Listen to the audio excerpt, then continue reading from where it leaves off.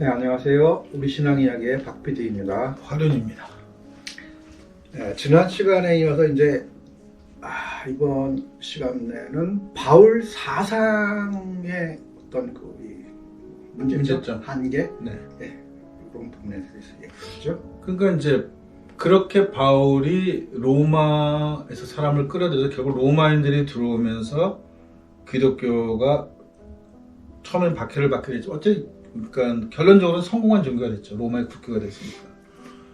이러면서 뭐가 고착화되어 버리냐 하면 바울이 주장했던 예수가 고착화되어 버리는 거예요. 그 전까지만 해도 우리 전생에 얘기했듯이 예수를 선지자로부터 보는 것처럼 굉장히 다양한 시각을 가진 예수에 대한 고백들이 있었는데 다 사라지고 바울이 얘기했던 예수, 메시아로 기독론만 남게 돼요. 그러니까 우리가 흔히 이단이네 뭐네하고 신학적 논쟁을 엄청나게 했던 그 논쟁들도 어디 안에서의 논쟁이냐면 바울의 기독론 안에서의 논쟁이에요. 뭐 단속론이 됐든 뭐 양속론이 됐든 뭐 삼위일체 뭐가 됐든 간에 이게 다 이미 바울의 신학이 고착화된 다음 문제지 바울 이전 거는 이제 얘기조차도 하지 않는 거예요. 그러니까 우리가 바울을 쉽게 벗어날 수 없는 이유가 뭐냐면 우리가 이미 바울 생각 가지고도 2단이다 3단이다 했는데 바울 이전 거는 뭐 들어다라 엄두를 못 내는 거예요 사람들이. 근데 저는 궁금한 게 사실은 그거예요. 현대인들은 그 과정을 이제 우리 역사 속에서 다 봐왔잖아요. 네. 근데 왜 그 이전을 생각은 안 할까요? 그거 요새 예를 들자면 아직도 박정희가 반인 반신하니까 우리 시대에서 봤던 사람이니까 그러니까 어떻게 보면 그렇게 추종자들이 많이 갖고 있는 사람들이 갖고 있는 문제들이 있어요. 간디도 그렇고 박정희도 사실은 그 전력을 보게 되면 만주군에도 있었고 남로당 군책이기도 했고 이런 거를 보면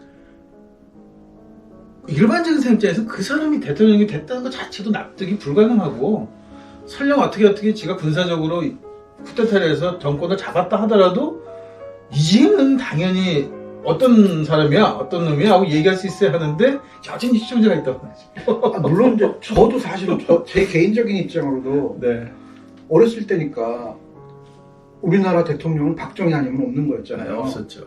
그러니까 이 양반이 죽었어요. 제가 중3 때 이거 하늘이 무너지는 것 같고 네. 그랬단 말이에요. 그랬습니다. 네. 그랬죠. 근데 그걸 이제 역사를 통해서 배우다 보니까 이제 그걸 벗어나야 되잖아요. 벗어나야죠. 그래야지 그게 이제 성인이 되는 거고 그런 건데 근데 지금 오늘날 우리 이 종교적인 부분에 있어서는 예수의 모습을 딱 그 틀 안에서만 그 바울의 틀 안에서만 바라보려고 한다는 게 그러니까 자꾸 예수 얘기를 한단 말이에요. 예수가 누구냐는 얘기를 꾸준히 한단 말이에요. 근데 사실 예수가 누구냐는 얘기를 하기 전에 바울이 말한 예수가 누구냐는 바울 얘기를 먼저 해야 돼요. 그렇죠.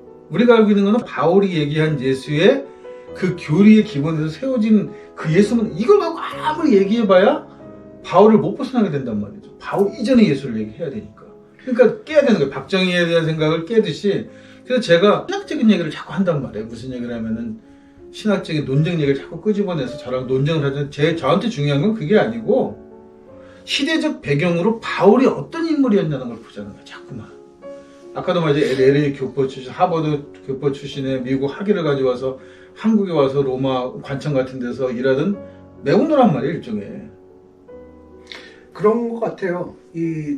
우리가 뭐 사상가를 이야기할 때도 그 사람의 배경을 보잖아요. 이 사람의 주장한 내용도 중요하겠지만 네. 이 사람의 삶의 배경, 그 다음에 역사적 배경 이런 네. 것들을 다 보면서 그 다음에 이 내용으로 들어가야지 이게 올바른 이게 연구가 되는 거잖아요. 그럼 똑같다는 거죠.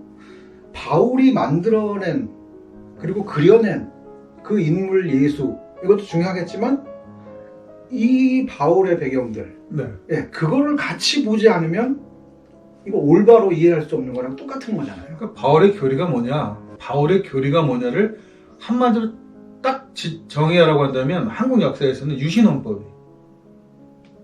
박정희가 유신헌법을 얘기했죠. 유신헌법 자체만을 놓고 보면 굉장히 좋은 점이 많아요. 그 헌법 자체가 갖고 있는 어떤 독창성도 좀 있고 뭔가 서구 법에서 그런 거를 보면 굉장히 좋은 법인데 국민교육 헌장이네요. 네, 그렇죠. 굉장히 좋은 얘기인데 국민교육 현장을 애들한테 암송시키고 네. 유신헌법을 만든 이유는 자기가 장기 집권하기 위한 거잖아요. 자기가 정말 대통령을 종신 대통령을 하기 위한 기초적인 수단은 그걸 감춰두고 그 위에다가 사탕 발림을 바울의 교리가 바로 이 유신헌법 국민교육 현장 우리가 흔히 명문이잖아요, 명문. 예, 신조하고 외우는 것들이 국민교육 현장이란 말이에요. 그게 그러면 그 자체가 갖고 있는 그 내용으로 봐가지고는 흠잡을 데 없어. 그렇지만 그게 만들어진 목적을 알고 나면 우리가 적어도 그게 아무리 명문이라고 하더라도 이런 문제가 있구나 하고 보는 것처럼 바울도 그 관점을 이제는 가져야 한다는 거죠. 근데 그런 부분들은 이제 보지 못하기 때문에 예, 사람들 안 보려고 하니까. 예, 그런 걸 보여줘도 태극기가 똑같은 거예요. 어떻게 감히. 이건 사실은 거기에 젖어 있으면서 어떻게 이건 모순인 것 같아요. 많은 기독교인들이 태극기 흔드는 그런 뭐 미국기 흔들고 뭐 이스라엘기 흔들고 뭐 이런 심지어는 일장기까지 흔들잖아. 예. 그런 사람들을 손가락질 하면서도 스스로 자기가 사실은 거기서 벗어나지 못하고 있는 거를 모른다는 거죠. 그걸 흔히 개독이라고 부르는 태극기 부대하고 개독이라고 욕하는 사람들 기독교인들하고 신앙을 딱 가면 똑같아요. 똑같아요. 거기에 문제가 있다는 거예요. 그 현상적으로는 당연히 납득하지 못할 짓을 하는 이유가 그 사람들 개개인의 일탈이 아니라는 거죠.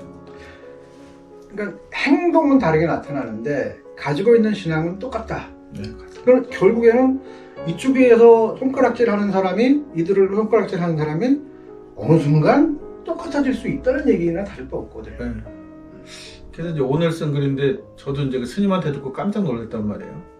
비구니 여자 스님들이 그 절이 비구니 스님들이 여성들이 많이 계시는 사찰인데 젊은 남자 스님이 하나 있더라고요.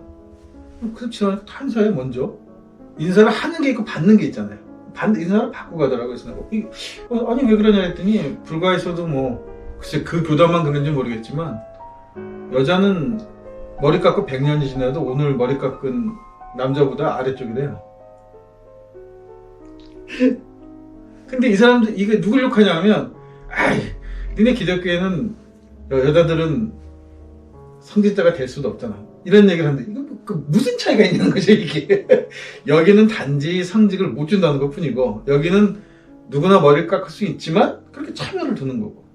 그러니까 이거를 여성의 입장에서 본다면 평등이라는 입장에서 본다면 이쪽이나 이쪽이나 다 똑같은 거예요. 뭐 다를 게 뭐 있겠습니까? 저 원래장은 똑같은 거지. 아니 부처의 정신에도 사실 어긋나는 건데. 근데 그런 얘기들을 서슴없이 하다 나는 그게 좀 놀랐어요. 그래서 제가 그 얘기를 듣고 그럴 수 있나요? 그렇대요. 아니 그러니까 사실은 뭐 만물의 불성이 있다 이렇게 그러니까요. 얘기하면 그게 사람과 축생들까지 그쵸. 다 포함이 돼요. 네, 모든 살아있는 남자와 여자 그리고 이 인도에서는 그 이 계급까지도. 그런 것들이 다 타파되는 건데 거기서 또 차별을 그러니까 그래서 이제 우리 기독교 바울의 사상 뭐 구체적으로 얘기하자면은 뭐 얘기할 게 뭐 이거 몇 년을 얘기도 못할 거야. 이 서당은 이걸 2000년째 얘기하는 거니까 제가 이거를 몇 분 안에 다 얘기한다는 건 거짓말이고 왜 사상이 문제냐고 하는 것을 물어보자면 바로 이런 문제가 있다는 거예요. 이 자체가 기독론이라는 것 자체가 첫 번째로는 원죄가 과연 인간한테 죄란 무엇이냐는 얘기를 하다 지난번에 신학자랑 싸운 건데 그런 죄가 기독교 성서가 얘기하는 죄가 인간에게 있느냐?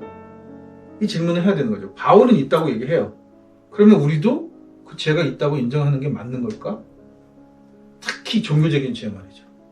근데 사실은 말로는 종교적인 죄라고 얘기를 하는데 전 시간에 이야기됐듯이 종교적인 죄와 국교로서의 법 그럼 이게 사실은 혼합돼 있단 말이에요. 사람들이 인식하는 것도 사실 그렇게 이미 서신에도 혼합돼 있잖아요. 그러니까요. 말로는 구분을 해서 꼭 얘기를 해요. 종교적인 죄라고. 네, 그런데 안 해요. 네, 그런데 국가적인 어떤 그런 법까지도 사실은 다 같이 포함을 해놓고 그런 어떤 도덕 윤리적인 것까지도 그냥 스스로 가미를 해요 거기에. 그렇게 된 거죠. 네, 그렇게 돼놓고 그래서 죄인이야. 그러니까 기독교 문화의 소기독교 문화의 기독교가 문제가 뭐냐면 종교이면서 문화이기 때문에. 문화라서. 네, 문화이기 때문에. 네. 그러니까 법이나 윤리, 도덕 모든 걸 다 포함하는 것에 가치관을 종교에 두는 거잖아요. 바울이 얘기하는 바울이 기본적 사상이 뭐냐 하면 서신에서 나오듯이 국가의 권력에 복종해라. 종은 주인에게 충성해라. 여자는 네. 잠잠해라. 그러니까 사실 오늘날에는 어떤 죄인이다라고 하는 거를 받아들이려면 굳이 뭐 죄인이란 단어 자체가 잘못된 거겠지만 그야말로 이제 인간으로서의 실존론적인 죄, 네. 인간이기 때문에 갖는 그거는 받아들일 수 있겠지만, 그건 당연히 있죠. 네. 그런데 우리가 기독교에서 얘기하는 뭐 그런 종교적인 죄, 그냥 범죄를 이미 다 그건 범죄라고 네, 재판을 받으면 되는 네, 거고, 재판받고 그건 벌받으면 종교에서 할 얘기가 아닌 거잖아요. 그러니까 그럼 결국 남는 거는 그런 종교적인 죄. 근데 우리나라에 종교적인 죄가 있냐? 없거든요. 그러니까 교회가 말하는 흔히 말하는 11조 떼먹었다느니 지혜 성서 안 했다느니 뭐 이런 것들이 죄죠. 어떻게 보면 이런 것들을 죄처럼 얘기한단 말이에요. 그다음에 뭐 우상 숭배했다더니 하다못해 뭐 어디 가서 뭐 장례장 가서 절했다느니 뭐 이런 것까지를 전부 사소한 것들을 다 엮어서 이거를 종교적인 죄로 만들어 버리니까. 그러니까 포함 이제 또 윤리적인 것까지 윤리적인까지 다 다 포함해 버리니까 예, 예. 그거는 사실은 종교에서 논할 문제가 아니라는 거죠. 아니에요. 네. 그러면 종교적으로 우리가 죄라고 부를 수 있는 건 뭐겠냐는 거죠. 없죠, 사실은. 사실은 없죠. 왜냐하면 이런 우리가 잘못하는 것들은 다 이미 윤리적으로 범법은 아니더라도 예. 불법은 아니더라도 윤리적으로 그렇게 인간적으로 그렇게 할 수 없다는 것까지도 이미 다 윤리가 다 정해놓고 인간의 역사가 쭉 흘러오면서 그런 것들을 이미 다 정리했잖아요. 종교를 제외하고도. 근데 거기 종교가 뭘 발담글 게 있냐는 거예요. 오늘날 식으로 설명을 하자면은 자꾸 죄를 얘기한다는 건 결국에는 이제 이 종교적인 이유, 종교의 존속 이유를 위해서 제시되는 또는 강요되는 죄. 그게 바울 때문이라는 거예요. 참. 예. 바울의 기독론 때문에. 원죄론 같은 것 때문에. 그러니까 그게 갱신되지 않으면은 사실 이제 기독교가 사실은 살아남기 예, 때문에 못 살아남죠. 벗어날 방법도 없고. 이 죄에 관해서까지 이야기가 됐습니다. 다음 시간 이어서 얘기하겠습니다.